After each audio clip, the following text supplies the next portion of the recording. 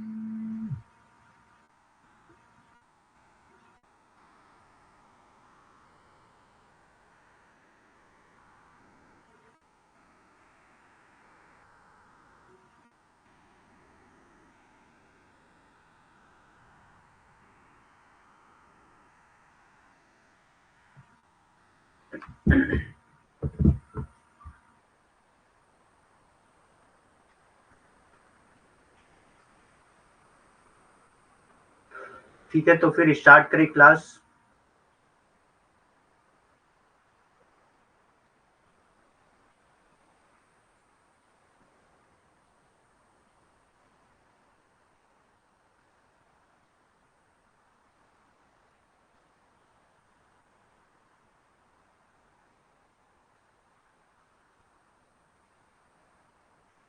आई am Aleem Akhtar, मैं sociology पढ़ाता हूँ फिलर फॉर्म पे।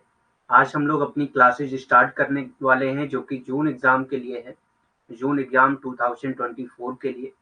जिन्होंने जो नए ज्वाइन किए हैं अभी फिलर फॉर्म पे, उनको मैं बता दूं कि हम लोग यूनिट वाइज क्लासेस करते हैं, topic wise unit wise classes करते हैं। सबसे पहले हम लोग यूनिट 1 करेंगे, क्योंकि यूनिट 1 से तकरीबन 40% क्वेश्चन पूछे जाते हैं। अबाउट 40% क्वेश्चन जो है वो यूनिट 1 से ही पूछे जाते हैं, क्योंकि इसमें 26 जो है इम्पोर्टेंट थिंकर्स को रखा गया है।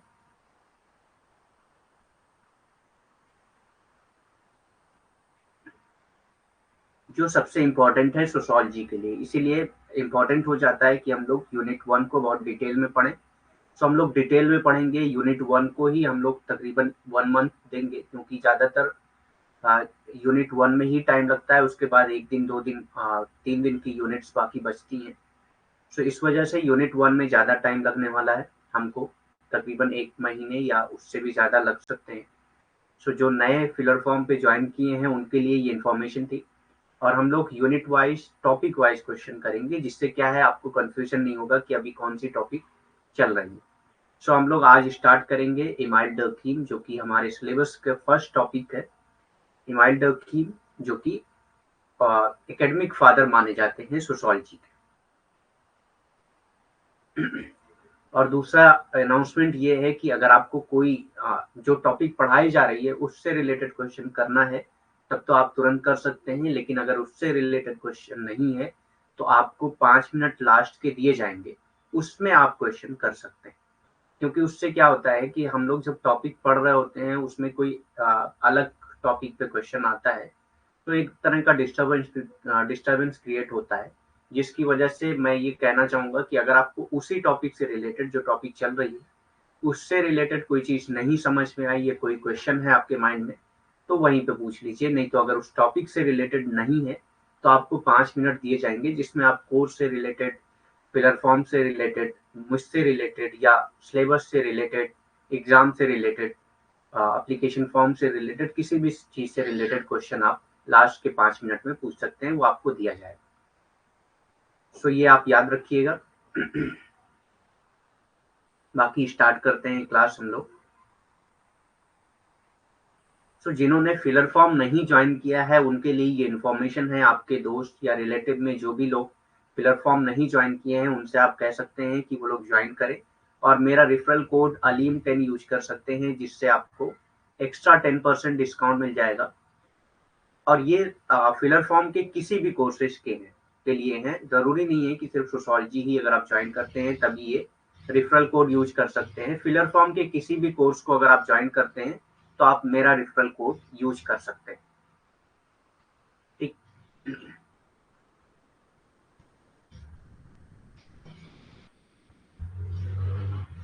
तो हम लोगों की क्लासेस जो होंगी वो ऐप पे, ये गलत टाइम है, तो ऐप पे हमारी जो है डेली क्लासेस जो होंगी वो 3 PM पे डेली होंगी।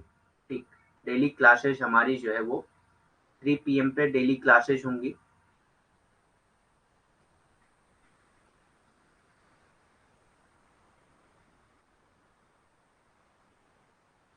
ठीक, तो ये टाइम याद रखिएगा। और ये आपका संडे को सिर्फ क्लासेस नहीं होंगी, अगर होंगी तो पहले से आपको इन्फॉर्म कर दिया जाएगा। वैसे बाकी पूरे हफ्ते में क्लासेस होंगी, डेली क्लासेस होंगी, संडे को नहीं होंगी। अगर होंगी संडे को क्लासेस तो आपको एक दिन पहले इन्फॉर्म कर दिया जाएगा, या अनाउंसमेंट के जरिए आपके पास मैसेज आ जाएगा।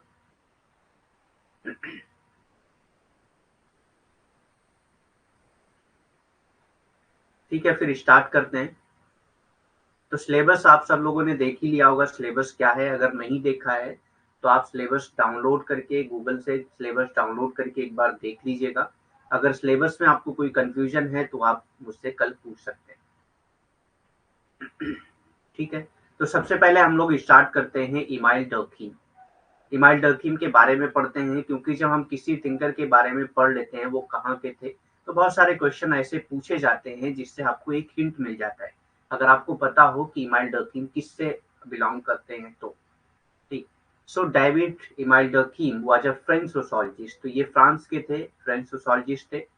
डर्कीम formally establish the academic discipline of sociology. Durkheim ने जो है सबसे पहले एकेडमिक डिसिप्लिन ऑफ सोशियोलॉजी को फॉर्म किया था, and is commonly cited as one of the principal architect of modern social sciences. और इनको माना जाता है कि ये प्रिंसिपल आर्किटेक्ट हैं मॉडर्न सोशल साइंसेज के, along with both Karl Marx and Max Weber. Karl Marx and Max Weber भी माने जाते हैं principal architect of modern social science, लेकिन उसके साथ साथ इमाइल डर्कीम भी माने जाते हैं। इनका जन्म हुआ था 15 अप्रैल 1858 फ्रांस में, और डेथ हुई थी इनकी 15 नवंबर 1917, ये भी फ्रांस में हुई थी। ठीक।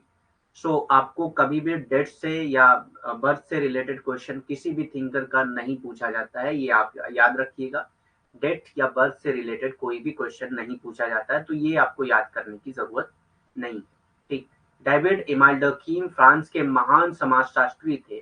कार्ल मार्क्स तथा मैक्स वेबर के साथ वे भी आधुनिक समाज विज्ञान के मुख्य शिल्पी एवं समाजशास्त्र के जनक माने जाते हैं। तो ये क्या है, डेविड इमाल्डकीम ये फ्रांस के थे, फ्रांस के महान समाजशास्त्री हैं। कार्ल मार्क्स और मैक्स वेबर के साथ ये भी माने जाते हैं कि इन्होंने भी आधुनिक समाज विज्ञान के मुख्य शिल्पी हैं और समाजशास्त्र के जनक भी माने जाते हैं। ठीक। वॉइस आ रही है, वॉइस एंड पीपीटी क्लियर है ना आप लोगों के लिए?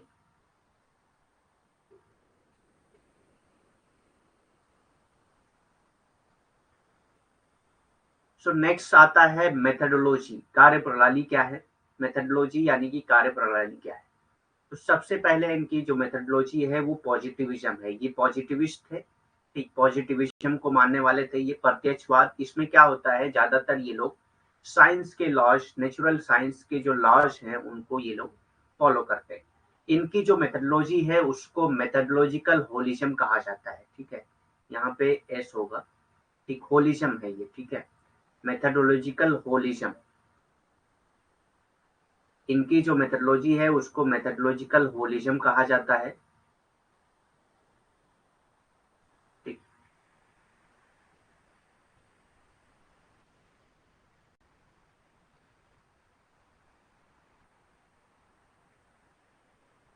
यहाँ पे देखिए हिंदी में होलिज्म दिया हुआ है, मेथडोलॉजिकल होलिज्म। ठीक।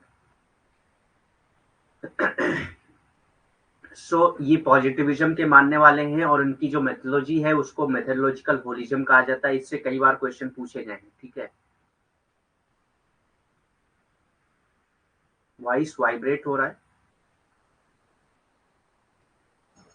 एक मिनट देखता हूँ। अब क्लियर हो गई है?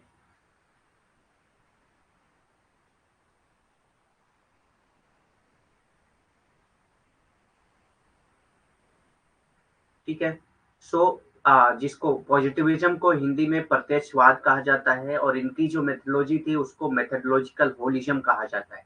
मल्टीवेरिएट एनालिसिस, मल्टीवेरिएट एनालिसिस, इन्होंने जो है मल्टीवेरिएट एनालिसिस किया है। मल्टीपल वेरिएंस को साथ में रखते हुए, यानी कि जब आप कई वेरिएंस को लेकर उसकी स्टडी करते हैं तो उसको मल्टीवेरिएट एनालिसिस कहा जाता है। बहुभिन्न रूपी विश्लेषण किया है इमाइल डर्कीम ने, यानी कि जब आप जो है बहुत बहुभिन्न रूपी विश्लेषण, बहुभिन्न रूप यानी कि बहुत अलग अलग तरीके के वेरिएंस लेकर आप उसकी स्टडी करते हैं तो उसी को बहुभिन्न रूपी विश्लेषण कहा जाता है। मल्टीपल वेरिएंस के साथ आप स्टडी करते हैं तो उसको मल्टीवेरिएट एनालिसिस कहा जाता है। एक मेथोडोलॉजी आप याद रखिएगा किसी भी थिंकर की, क्योंकि ज्यादातर क्वेश्चन जो पूछे जाते हैं वो मेथोडोलॉजी से ही पूछे जाते हैं। उसके बाद आता है इनडायरेक्ट एक्सपेरिमेंट। इनडायरेक्ट एक्सपेरिमेंट, अप्रत्यक्ष प्रयोग। इनडायरेक्ट एक्सपेरिमेंट यानी कि अप्रत्यक्ष प्रयोग। इनडायरेक्ट एक्सपेरिमेंट को इमाइल डर्कीम ने एक दूसरा नाम दिया था कंपैरेटिव मेथड को ही। यानी कि जो कंपैरेटिव मेथड है, कंपैरेटिव मेथड क्या है, आप जब दो वेरिएबल्स को कंपेयर करते हैं तो इसी को कंपैरेटिव मेथड कहा जाता है। तुलनात्मक विधि किसको कहा जाता है, जब आप दो चर की तुलना करते हैं और उसी का अध्ययन करते हैं तो इसी को तुलनात्मक विधि कहा जाता है। कंपैरेटिव मेथड यानी कि जब आप दो वेरिएंट्स को एक साथ कंपेयर करके उसकी स्टडी करते हैं तो इसको कंपैरेटिव मेथड कहा जाता है। इसी का नाम, कंपैरेटिव मेथड का नाम जो है, इमाइल डर्कीम ने कहा है कि ये इनडायरेक्ट एक्सपेरिमेंट है, अप्रत्यक्ष प्रयोग है। ठीक, सो इनडायरेक्ट एक्सपेरिमेंट और कंपैरेटिव मेथड, इन दोनों से आपको कंफ्यूज नहीं होना है, दोनों एक ही हैं, ये इमाइल डर्कीम ने कहा है। और एक और मेथोडोलॉजी है इमाइल डर्कीम की, कॉन्कॉमिटेंट वेरिएशन, सहवर्ती भिन्नता। कॉन्कॉमिटेंट वेरिएशन यानी कि सहवर्ती भिन्नता, सहवर्ती भिन्नता। हिस्टोरिकल कंपैरेटिव एनालिसिस, ये सब मेथोडोलॉजी उनकी चल रही है अभी। ठीक है, हिस्टोरिकल कंपैरेटिव एनालिसिस ये भी किया है इमाइल डर्कीम ने। ठीक, ऐतिहासिक तुलनात्मक विश्लेषण भी इमाइल डर्कीम ने किया है। फंक्शनल एनालिसिस किया है इमाइल डर्कीम ने। कार्यात्मक विश्लेषण किया है इमाइल डर्कीम ने। इंडक्टिव मेथड इस्तेमाल किया है इमाइल डर्कीम ने। प्रेरक तरीके इस्तेमाल किए हैं इमाइल डर्कीम ने। तो ये सारी मेथोडोलॉजी आपको याद होनी चाहिए इमाइल डर्कीम की, क्योंकि इससे क्वेश्चन पूछे गए हैं कई बार। आप पीवाईक्यू जब देखेंगे तो इसमें आपको पता चलेगा। और कल से हम लोग यही करने वाले हैं कि जो भी हमारी टॉपिक होगी उस टॉपिक से रिलेटेड क्वेश्चन, 5 क्वेश्चन हम लोग डेली करेंगे। ठीक, सो उसमें क्या है कि चूंकि आज मैंने इसलिए नहीं ऐड किया था क्योंकि अभी हम लोग की पहली क्लास है तो आपको हो सकता है आप आंसर ना कर पाए, लेकिन आज के बाद जो भी क्लासेस होंगी उसमें हम लोग 5 क्वेश्चन डेली करेंगे, तो आप उसी हिसाब से तैयारी करके आइएगा। ठीक, आप पिछली क्लासेस देख लेंगे तो क्वेश्चन कर लेंगे। ठीक है, सो एक बार फिर से मेथोडोलॉजी हम लोग देख लेते हैं ताकि आपको याद रहे कौन कौन सी मेथोडोलॉजी हम लोगों ने पढ़ा है इमाइल डर्कीम की। सो ये पॉजिटिविस्ट थे, इनकी मेथोडोलॉजी को मेथोडोलॉजिकल होलिज्म कहा जाता है। मल्टी वेरिएट एनालिसिस किया है इन्होंने, यानी कि जब आप मल्टीपल वेरिएंट्स को लेकर एक साथ स्टडी करते हैं तो इसको मल्टी वेरिएट एनालिसिस कहा जाता है। प्रत्यक्षवाद को ये मानने वाले हैं इमाइल डर्कीम। इनकी मेथोडोलॉजी को मेथोडोलॉजिकल होलिज्म कहा जाता है। बहुभिन्न रूपी विश्लेषण किया है इन्होंने।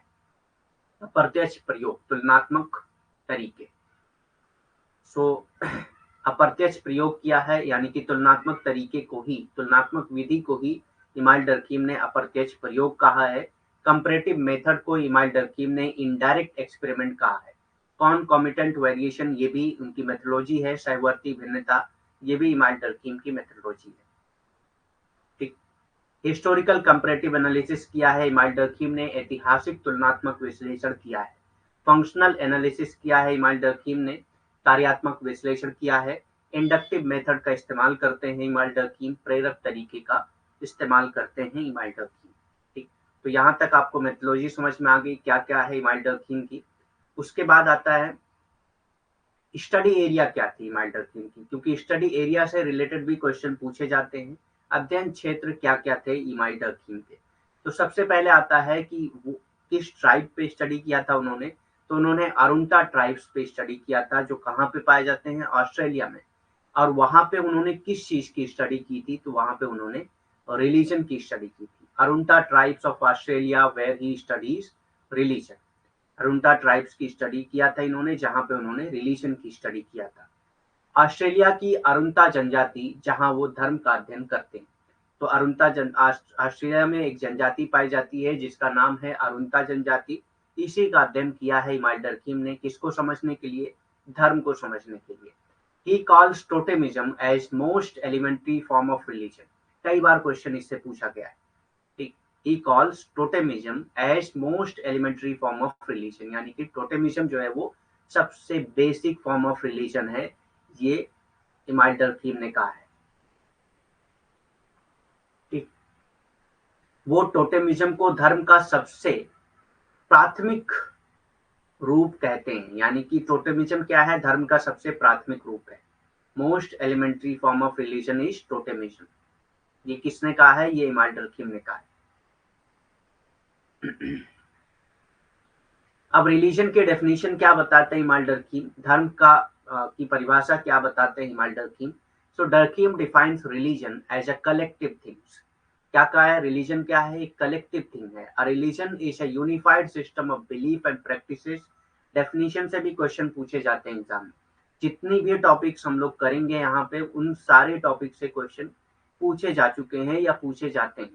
ठीक है, तो ये आपको ये नहीं करना है कि इसमें क्या इंपॉर्टेंट है क्या नहीं, सारी चीजें इंपॉर्टेंट हैं। सारी टॉपिक से क्वेश्चन पूछे जा गए हैं और पूछे जा सकते हैं।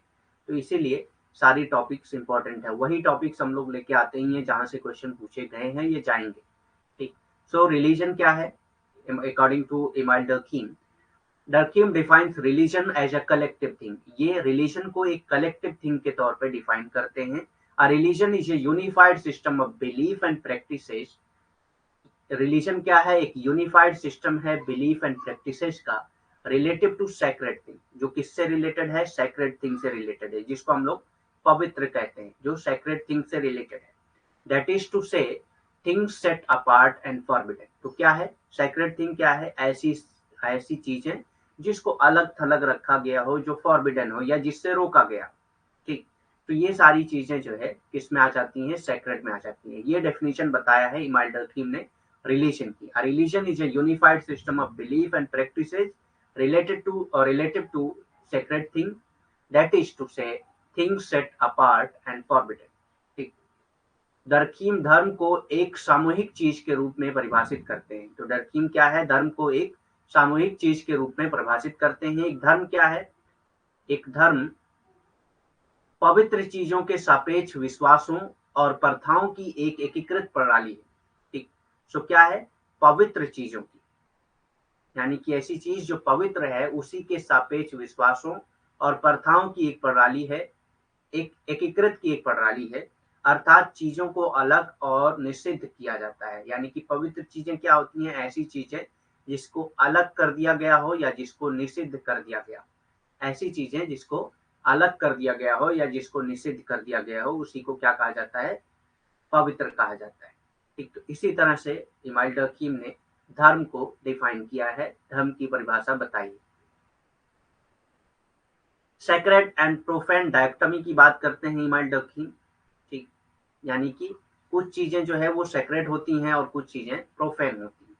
पवित्र और अपवित्र द्वंद्ववाद की बात करते हैं इमाइल डर्कीम, यानी कि कोई चीज जो है वो पवित्र होती है और कुछ चीजें जो है वो अपवित्र होती हैं। ठीक, सारी चीजें पवित्र नहीं हो सकती, यह सारी चीजें अपवित्र नहीं हो सकती। ठीक, he consider society as God. इन्होंने सोसाइटी को गॉड के तौर पे कंसीडर किया, society as God. He consider society as God. Society को ये गॉड के तौर पे कंसीडर करते हैं। He consider society as God. Heaven को इन्होंने कहा है कि ये क्या है, ग्लोरीफाइड सोसाइटी। हेवन क्या है, ग्लोरीफाइड सोसाइटी।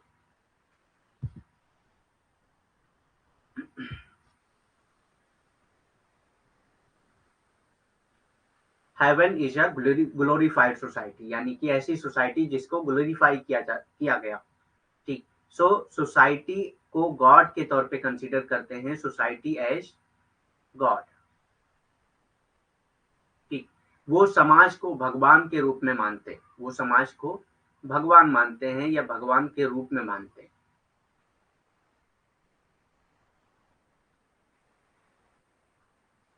ठीक। वो सोसाइटी को, समाज को भगवान के रूप में मानते हैं। और हेवन को ग्लोरीफाइड सोसाइटी कहा है इमाइल डर्कीम ने। हेवन यानी कि स्वर्ग को,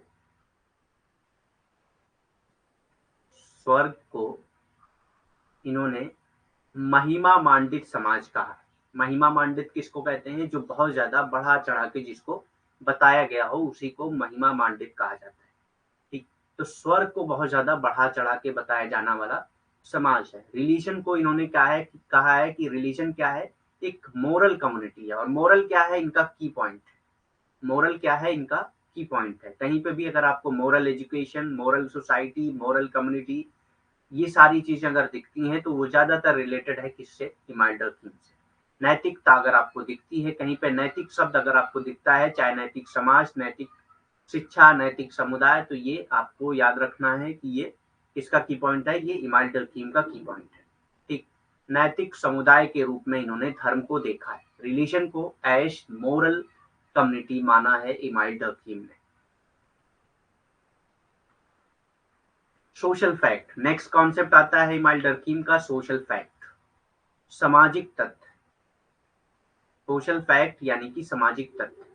तो इसके कुछ फीचर बताए इन्होंने कि ये एक्सटर्नलिटी है इसमें, यानी कि ये एक्सटर्नल होता है, इंडिविजुअल से एक्सटर्नल होता है। इंडिविजुअल का इंटरनल मामला नहीं होता है, बल्कि ये एक्सटर्नल होता है, बाहरिता होती है इसमें। ठीक। कॉन्स्टेंट होते हैं, यानी कि कॉन्स्टेंट कहते हैं ऐसी चीजें जो आपको करना ही पड़े, आप बाधित हों उस चीज करने के लिए, उसी को कॉन्स्टेंट कहा जाता है। तो सोशल फैक्ट क्या है, कॉन्स्टेंट होता है। सोशल फैक्ट क्या होता है, सोशल फैक्ट की डेफिनेशन क्या है, कि एक ऐसी चीज जो हमारे सोचने की, काम करने की या बिहेव करने की शक्ति को दर्शाता हो, उसी को सोशल फैक्ट कहा जाता है। कॉन्स्टेंट होता है, ये इंडिपेंडेंस होता है। तो ये सारे फीचर्स पूछे जाते हैं आपके एग्जाम पे। तो सोशल फैक्ट क्या है, एक्सटर्नलिटी होती है इसमें, कांस्टेंट होते हैं ये, इंडिपेंडेंस होते हैं, इंडिपेंडेंस टू इंडिविजुअल, जनरलिटी होती है इसमें, ठीक, बाह्यता होती है, बाधा होती है, स्वतंत्रता होती है, यानी कि सोशल फैक्ट अपने आप में स्वतंत्र होते हैं, ये किसी के दबाव में नहीं चलते। व्यापकता होती है इसमें, सामाजिक तथ्य में जो है वो व्यापकता होती है। Evolution of division of labour. अब डिवीजन ऑफ लेबर के एवोल्यूशन के बारे में इमाइल डर्कीम क्या बात करते हैं वो हम लोग देखेंगे। Evolution of division of labour, श्रम विभाजन का विकास कैसे हुआ। ठीक, श्रम विभाजन का विकास, श्रम विभाजन का विकास। To explain the cause he employed an evolutionary perspective. तो डिवीजन को बताने के लिए, डिवीजन का एवोल्यूशन बताने के लिए उन्होंने एवोल्यूशनरी पर्सपेक्टिव यूज किया, यानी कि डिवीजन ऑफ लेबर कैसे होता है सोसाइटी में, ये बताने के लिए इमाइल डर्कीम ने एवोल्यूशनरी पर्सपेक्टिव यूज किया है। तो आपको याद रखना है कि इमाइल डर्कीम जो है वो एवोल्यूशनरिस्ट भी थे, यानी कि एवोल्यूशनरी पर्सपेक्टिव के भी मानने वाले थे। ठीक। तो श्रम विभाजन को बताने के लिए इमाइल डर्कीम ने क्या बताया है, श्रम विभाजन का विकास कारण की व्याख्या करने के लिए उन्होंने, यानी कि श्रम विभाजन क्यों हुआ इसकी व्याख्या करने के लिए उन्होंने एक विकासवादी परिप्रेक्ष्य का उपयोग किया है। उन्होंने क्या किया है, एक विकासवादी परिप्रेक्ष्य का उपयोग किया है।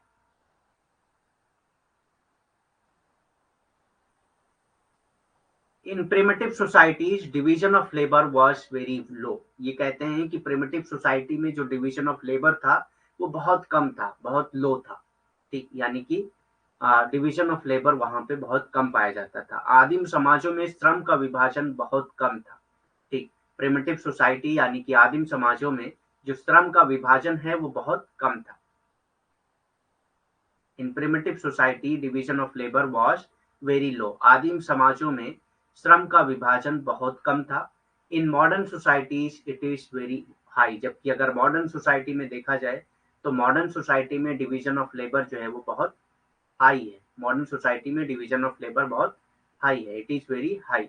आधुनिक समाज में ये बहुत अधिक है, यानी कि आदिम समाज में डिवीजन ऑफ लेबर बहुत लो है, लेकिन आधुनिक समाज में डिवीजन ऑफ लेबर जो है वो बहुत हाई है, बहुत ज्यादा है। आदिम समाज में श्रम का विभाजन बहुत कम था, जबकि आधुनिक समाजों में श्रम का विभाजन बहुत अधिक है।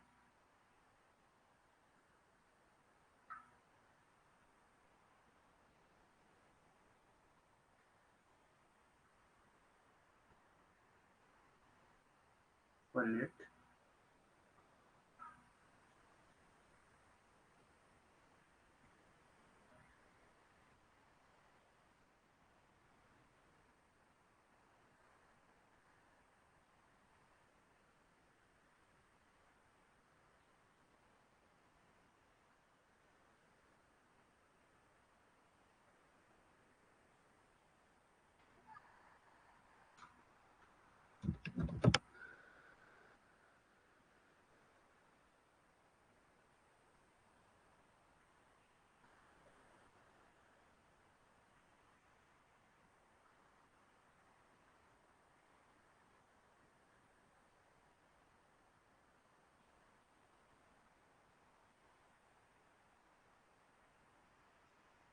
सो आधुनिक समाजों में जो श्रम का विभाजन है वो बहुत अधिक है, ठीक, बहुत अधिक है।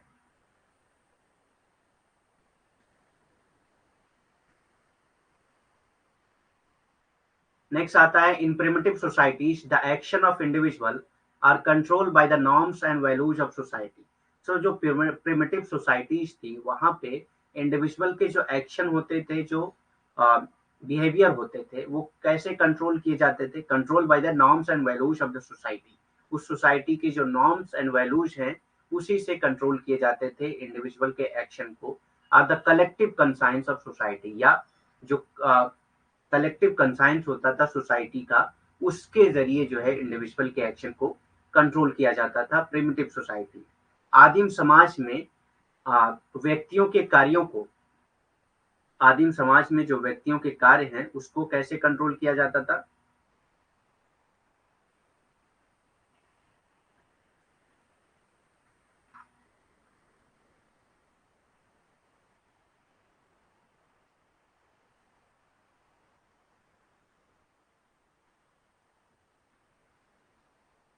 आदिम समाजों में व्यक्तियों के कार्यों को समाज के मानदंडों और मूल्यों या सामाजिक के सामूहिक विवेक द्वारा नियंत्रित किया जाता था। तो आदिम समाज में जो व्यक्तियों के कार्य हैं उसको किसके जरिए नियंत्रित किया जाता था? जो समाज के मानदंड होते थे या मूल्य होते थे, उनके जरिए उसको उन कार्यों को नियंत्रित किया जाता था। ये समाज के जो सामूहिक विवेक होते थे, यानी कि ऐसी चीजों पे जिस पे सारे समाज की सहमति हो, उसी को सामाजिक विवेक कहा जाता है। तो ऐसे सामाजिक विवेकों के जरिए समाज के जो काम होते थे उसको नियंत्रित किया जाता था, जो व्यक्तियों के कार्य होते थे उसको नियंत्रित किया जाता था। In primitive societies the action of individual are controlled by the norms and values of society. So action, जो इंडिविजुअल के एक्शन है उसको किसके जरिए कंट्रोल किया जाता था? Norms and values of the society.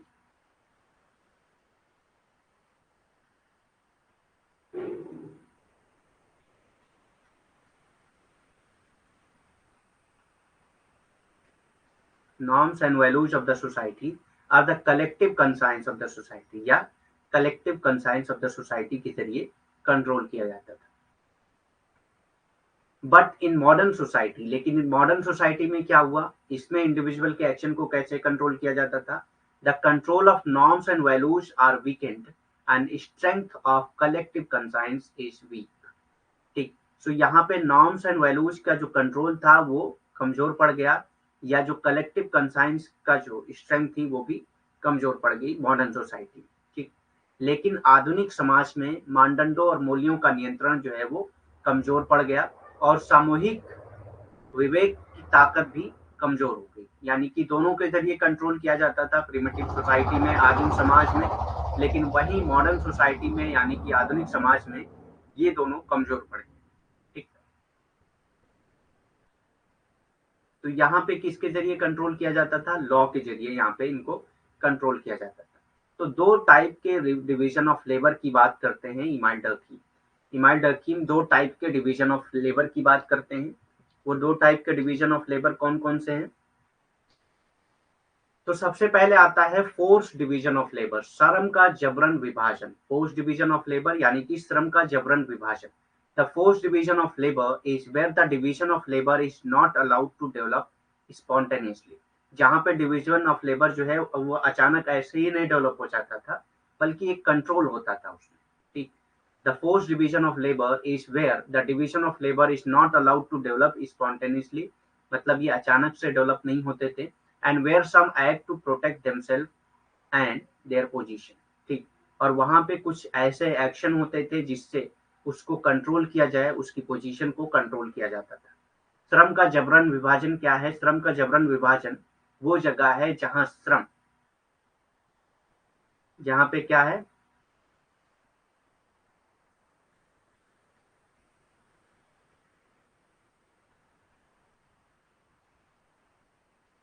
जबरन विभाजन वो जगह है जहां के जहां श्रम के विभाजन को अनायास विकसित करने की अनुमति नहीं है, यानी कि ऐसी ही विकसित करने की अनुमति नहीं है। अनायास यानी कि अचानक विकसित करने की अनुमति नहीं होती है।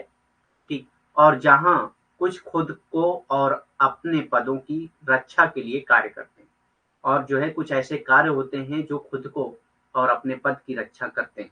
ठीक, तो इसी को इसीलिए फोर्स डिवीजन ऑफ लेबर कहा जाता है। वहीं पे दूसरा डिवीजन ऑफ लेबर क्या है? एनॉमिक डिवीजन ऑफ लेबर, श्रम का एनॉमिक विभाजन।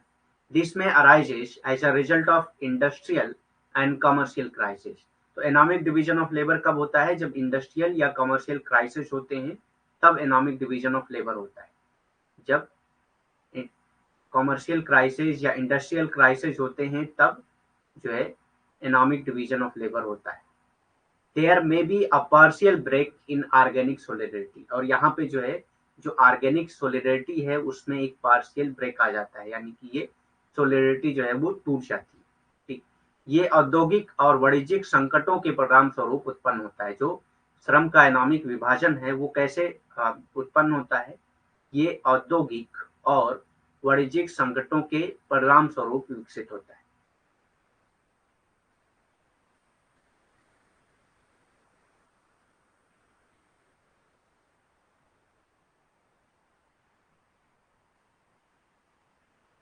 औद्योगिक और वाणिज्यिक संकटों के परिणाम स्वरूप उत्पन्न हो सकता है। जैविक एकजुटता में आंशिक ब्रेक हो जाता है, और इसमें क्या होता है? इकोनॉमिक डिवीजन ऑफ लेबर में जैविक एकजुटता में आंशिक ब्रेक आ जाता है, यानी कि कुछ समय के लिए ब्रेक आ जाता है।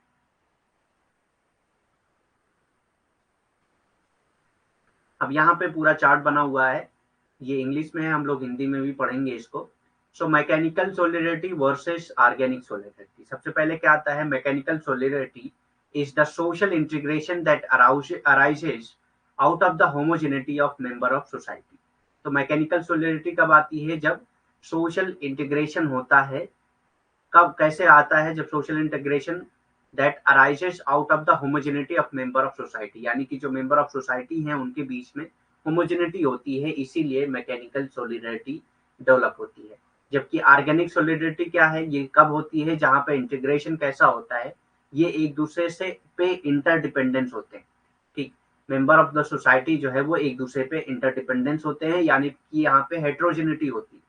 अब यहाँ पे देखिए कि हाँ, हमारा जो आर्गन है, अलग अलग आर्गन अलग अलग तरीके से काम करता है, और सब मिलके एक सोलिडरिटी में काम करते हैं। अगर नहीं करेंगे तो फिर आर्गन फेलियर होने के चांसेस हैं, या मतलब डेथ होने के चांसेस हैं। जैसे अगर हमारा लंग्स काम करना बंद कर दे तो हार्ट काम करके अकेले काम करके कुछ नहीं कर सकता, या हार्ट काम करना बंद कर दे तो लंग्स अकेले काम करके कुछ नहीं कर सकता।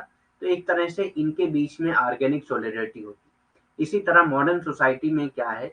लोग एक दूसरे पे इंटरडिपेंडेंट हो गए, तो यहाँ पे इसीलिए ऑर्गेनिक सोलिडरिटी आती है। यहाँ पे जो इंटीग्रेशन होता है वो इस वजह से होता है क्योंकि लोग एक दूसरे पे इंटरडिपेंडेंस होते हैं। ठीक। It occur societies that have similar member. तो सिमिलर मेंबर वाली सोसाइटी कौन सी हो सकती है? जो प्रिमिटिव सोसाइटी। ठीक। ये ऐसी सोसाइटी में होता है जहाँ पे सिमिलर मेंबर हो, यानी कि सारे लोगों का ऑक्यूपेशन एक जैसा हो। ठीक। जैसे विलेज कम्युनिटी में क्या होता है, सारे लोग खेती कर रहे हैं, एक एक जैसा ऑक्यूपेशन होता है वहां पे। ठीक। और ऑर्गेनिक सोलिडरिटी कहाँ पे होती है? Occurs in societies that have various type of individual. ऐसी सोसाइटी में होता है जहाँ पे कई तरह के इंडिविजुअल होते हैं, यानी कि हर इंडिविजुअल का ऑक्यूपेशन, हर इंडिविजुअल की कैरेक्टरिस्टिक्स अलग अलग होती हैं, वहां पे ऑर्गेनिक सोलिडरिटी होती है। ठीक। Seen in pre modern societies. तो ये कहाँ पे देखी जा सकती है? Mechanical solidarity pre modern societies में देखी जा सकती है। मैकेनिकल सोलिडरिटी आप प्री मॉडर्न सोसाइटीज में देख सकते हैं, सीन इन मॉडर्न सोसाइटी। जबकि ऑर्गेनिक सोलिडरिटी कहाँ पे देखी जा सकती है? मॉडर्न सोसाइटी में देखी जा सकती है। ऑर्गेनिक सोलिडरिटी जो है वो मॉडर्न सोसाइटी में देखी जा सकती है। Less interdependence. यहाँ पे मैकेनिकल सोलिडरिटी में जो इंडिविजुअल हैं वो लेस इंटरडिपेंडेंस होते हैं। जो इंडिविजुअल हैं वो लेस इंटरडिपेंडेंस, यानी कि एक दूसरे पे डिपेंडेंट नहीं होते हैं। ठीक। लेस इंटरडिपेंडेंट होते हैं।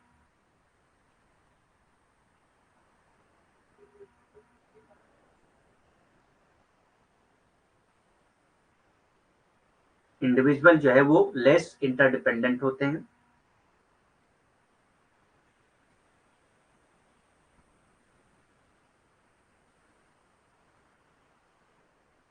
जबकि यहाँ पे ऑर्गेनिक सोलिडरिटी में जो इंडिविजुअल हैं वो मोर इंटरडिपेंडेंट होते हैं। जो इंडिविजुअल हैं वो मोर इंटरडिपेंडेंट होते हैं।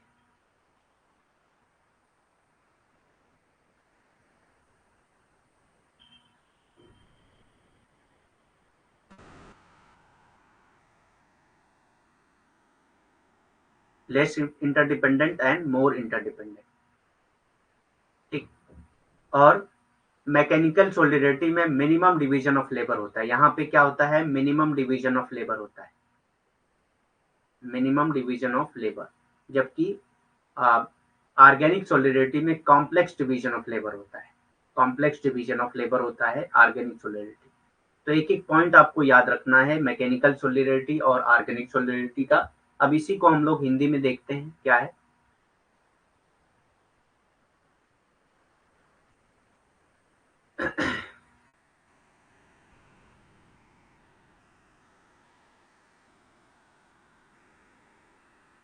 यांत्रिक एकजुटता और जैविक एकजुटता। यांत्रिक एकजुटता क्या होती है? वो सामाजिक एकीकरण है जो किसी समाज के सदस्यों की एकरूपता से उत्पन्न होती है। तो ये एक ऐसी यांत्रिक एकजुटता, एक ऐसी सामाजिक एकीकरण है जो कैसे डेवलप होती है? जो किसी समाज के सदस्यों की एकरूपता से उत्पन्न होती है, यानी कि उस समाज के जो सदस्य होते हैं वो एक ही रूप के होते हैं, वो एक ही रूप के होते हैं।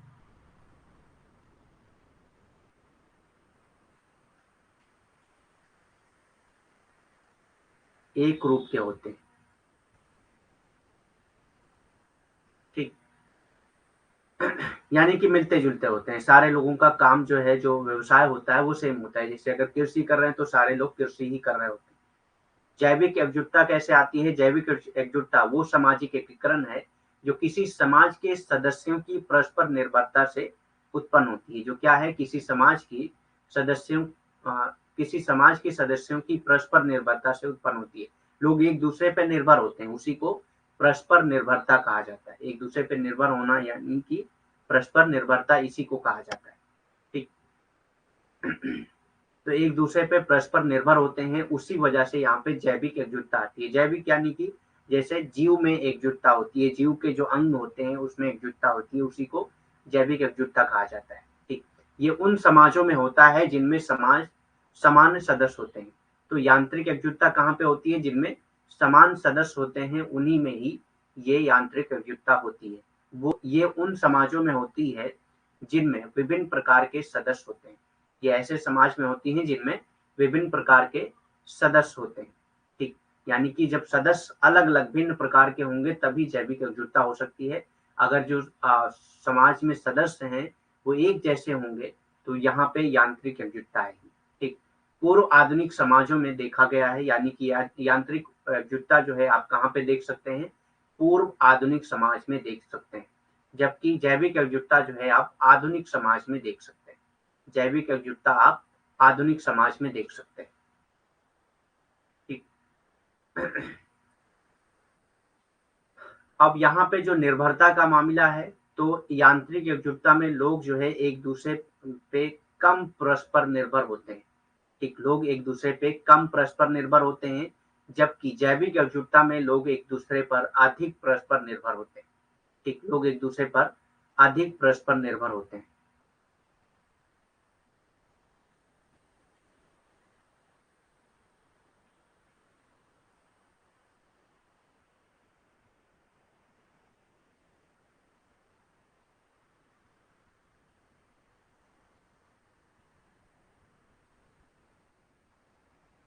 श्रम का न्यूनतम विभाजन किसमें होता है, यांत्रिक एकजुटता में। यांत्रिक एकजुटता में श्रम का न्यूनतम विभाजन होता है, जबकि जैविक एकजुटता में श्रम का जटिल विभाजन होता है। जैविक एकजुटता में श्रम का जटिल विभाजन होता है। ठीक, सो ये है यांत्रिक एकजुटता और जैविक एकजुटता का पूरा आपको याद रखना है, ये दोनों के अलग अलग पॉइंट क्या क्या है। ठीक, नेक्स्ट कॉन्सेप्ट आता है सुसाइड। सुसाइड थोड़ा लंबा कॉन्सेप्ट है, तो इसको हम लोग कल करेंगे। ठीक, अलग अलग टाइप के सुसाइड हैं, बाकी इसको हम लोग कल करेंगे। आज से रिलेटेड अगर आपका कोई क्वेश्चन है तो कर सकते हैं। एक बार हम लोग पहले देख लेते हैं कौन कौन सी टॉपिक हम लोगों ने किया है, उसके बाद आप लोग क्वेश्चन सोच के रखिए, आप लोग क्वेश्चन कर सकते हैं। 5 मिनट आपको दिया जाएगा क्वेश्चन के लिए, सो तैयार रहिएगा। क्वेश्चन किसी से भी रिलेटेड आप क्वेश्चन कर सकते हैं कि हमारी स्ट्रेटजी क्या होगी पूरे तैयारी करने की जून की एग्जाम के लिए, या और भी क्वेश्चन जो आपके दिमाग में आता है वो आप कर सकते हैं। तो हम लोगों ने सबसे पहले इमाइल डर्कीम के बारे में पढ़ा है कि इमाइल डर्कीम जो है एक फ्रेंच सोशोलॉजिस्ट थे और इन्होंने इस्टेब्लिश किया था फर्स्ट एकेडमिक डिसिप्लिन को। ठीक, ये जो है फ्रांस के महान समाजशास्त्री थे और कार्ल मार्क्स तथा मैक्स वेबर के साथ वो भी आधुनिक समाज विज्ञान के मुख्य शिल्पी एवं समाजशास्त्र के जनक कहे जाते हैं। ठीक, नेक्स्ट इनकी मेथोडोलॉजी हम लोगों ने देखा था कि ये पॉजिटिविज्म को मानने वाले हैं, प्रत्यक्षवाद को मानने वाले हैं। इनकी मेथोडोलॉजी को मेथोडोलॉजिकल होलिज्म कहा जाता है। ये मल्टीवेरिएट एनालिसिस इन्होंने किया है, बहुभिन्न रूपी विश्लेषण किया है। ठीक, इनडायरेक्ट एक्सपेरिमेंट इन्होंने कंपैरेटिव मेथड को इनडायरेक्ट एक्सपेरिमेंट कहा है, अप्रत्यक्ष प्रयोग को तुलनात्मक विधि कहा है, तुलनात्मक विधि को अप्रत्यक्ष प्रयोग कहा है इन्होंने। कॉन्कॉमिटेंट वेरिएशन किया है इन्होंने, सहवर्ती भिन्नता किया है। ठीक, नेक्स्ट आता है हिस्टोरिकल कंपैरेटिव एनालिसिस किया है इमाइल डर्कीम ने, ऐतिहासिक तुलनात्मक विश्लेषण किया है, फंक्शनल एनालिसिस किया है, कार्यात्मक विश्लेषण किया है, इंडक्टिव मेथड का इस्तेमाल किया इन्होंने। ठीक, स्टडी एरिया इनकी अरुंडा ट्राइब्स है जो ऑस्ट्रेलिया में पाई जाती है, और यहाँ पे इन्होंने रिलीजन की स्टडी किया है और इन्होंने कहा है कि टोटेमिज्म क्या है, most elementary form of religion है, प्राथमिक रूप है धर्म का। ठीक, रिलीजन के डेफिनेशन हम लोगों ने पढ़ा है कि इमाइल डर्कीम ने किस बेस पर रिलीजन के डेफिनेशन दी है, और सेक्रेड प्रोफेन के बारे में इन्होंने बात किया है रिलीजन। ठीक, moral community, moral society, moral education, ये सारे कॉन्सेप्ट किससे रिलेटेड हैं, इमाइल डर्कीम से रिलेटेड हैं। और इन्होंने सोसाइटी को गॉड माना है, समाज को भगवान मानते हैं, और हेवन यानी कि स्वर्ग को ये कहते हैं कि ये ग्लोरीफाइड सोसाइटी है, महामंडित समाज है, यानी कि जिसको बहुत ज्यादा बढ़ा चढ़ा के बताया गया। ठीक, फिर सोशल फैक्ट के अलग अलग फैक्ट, अलग अलग फीचर्स कौन कौन से हैं, वो सारी चीज हम लोगों ने पढ़ा है। Externality, constant, independence, generality. फिर हम लोगों ने evolution of division of labour पढ़ा है, जिसमें हम लोगों ने दो टाइप के डिवीजन ऑफ लेबर पढ़ा है, एक फोर्स डिवीजन ऑफ लेबर, दूसरा इकोनॉमिक डिवीजन ऑफ लेबर। ठीक, उसके बाद हम लोगों ने मैकेनिकल और ऑर्गेनिक सोलिडरिटी के बारे में पढ़ा है। ठीक, उसके अलग अलग पॉइंट्स पढ़े हैं। फिर उसके बाद हम लोगों ने यांत्रिक एकजुटता, जैविक एकजुटता के बारे में पढ़ा है, जो कि हिंदी अनुवाद है इसका, ऑर्गेनिक एंड मैकेनिकल सोलिडरिटी का। ठीक, मैकेनिकल है यांत्रिक एकजुटता और ऑर्गेनिक है जैविक एकजुटता। ठीक, अब आप इससे रिलेटेड कोई भी क्वेश्चन करना चाहते हैं तो कर सकते हैं, 5 मिनट आपको दिया जाएगा।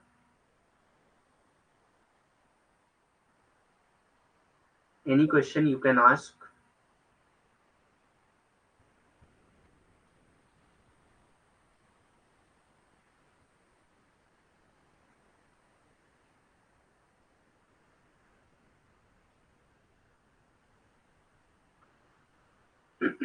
कोई भी क्वेश्चन जो आपके माइंड में हो आप पूछ सकते हैं।